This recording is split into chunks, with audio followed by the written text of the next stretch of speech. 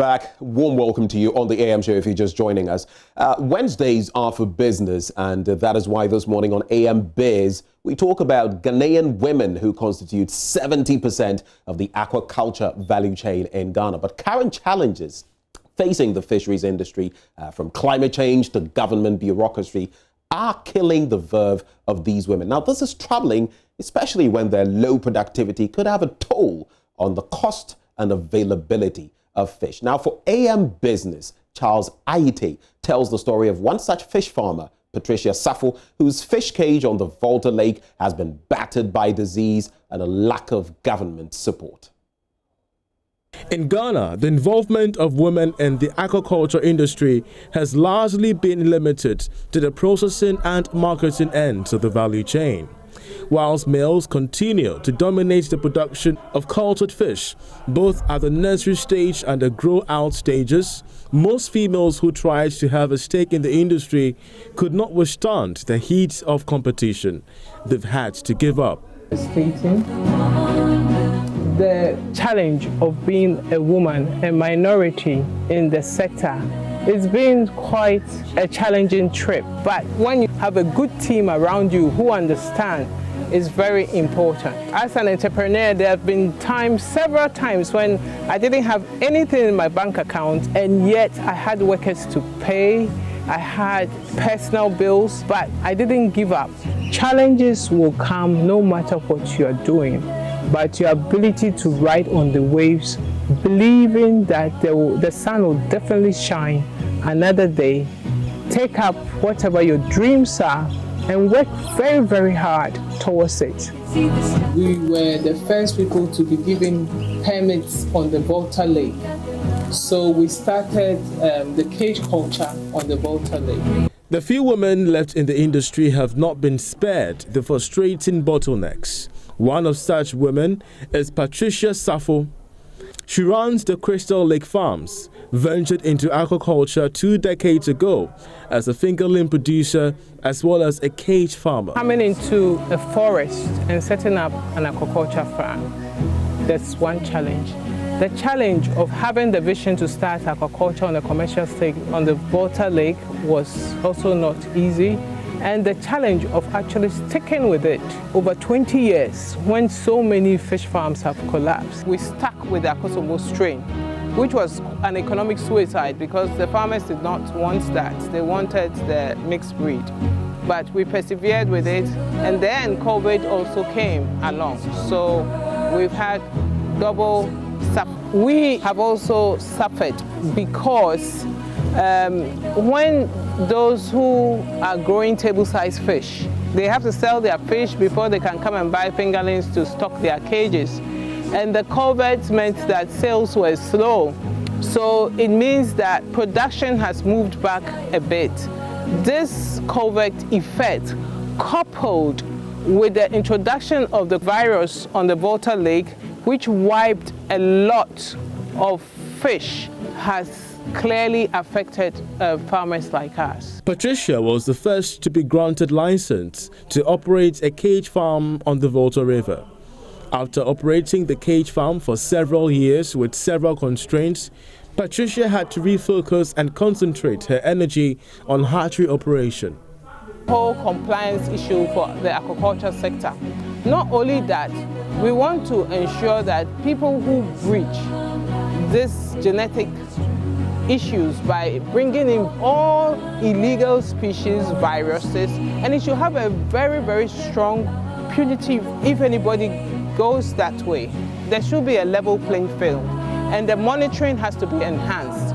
We want to see more genetic mapping on all the farms, and we want everybody who chooses to be a farmer to comply with the laws of Ghana. Fish is the most important animal protein in Ghana, accounting for about 82% of protein consumption. Moreover, the relatively cheaper price of fish compared to the other animal proteins means that the year-after-year shortfall in fish production will affect the protein intake of the poorer segment of the society in the near future if nothing is done about it. Enormously supportive, providing the experiences that they have gone through, sharing these experiences to other farmers. And then her facility, which is one of, I would say, the best when it comes to hatchery facilities. She has offered this facility for the training of other fish farmers and hatchery operators. So we appreciate the supportive role of Patricia Safo. The training for the hatchery operators was carried out on our premises and we participated. When you have such a support, then the industry is said to have a driving force. So Patricia's demonstration of commitment in aquaculture industry should be emulated.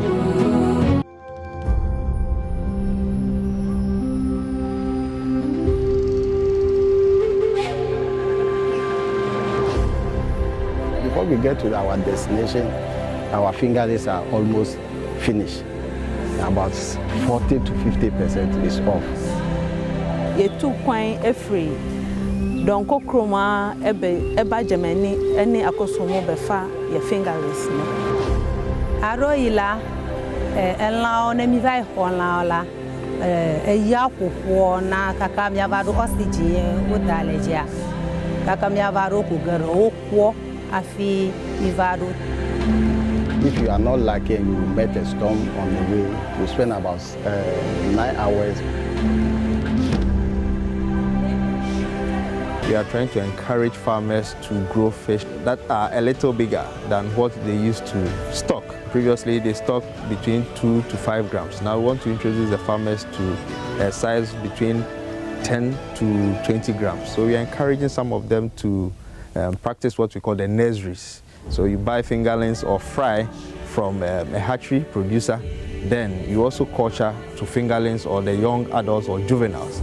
Then you transfer it to the grow-out farmer to also continue with the production phase. In the fish culture value chain, there are a lot of actors, but sometimes farmers would take the fingerlings at a very young stage, try to grow them to the table size, and it prolongs the culture cycle. So these are some interventions that this project is trying to bring up.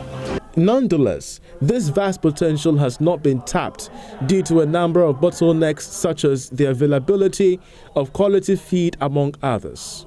This is the cage farmers also employ, is to maybe use salt, a whole bag of salt in their cages to prevent parasitic infections. It changes our water quality parameters, which is very bad. We couple the use of these antibiotics and other chemicals, is very bad for our water quality parameters. It changes the water quality parameters because, like, if you put salt, it increases the salt load in the water.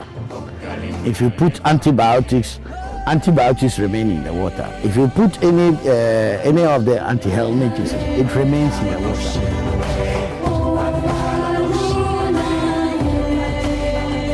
Don't bring exotic species to be farmed. These exotic species, because of the smuggling, today we are having a lot of, we are having a virus problem. Since 2014, we're having the bacterial problem. Now we are having a virus problem, and the government has to spend huge amounts of money just to get vaccines to protect the fishes.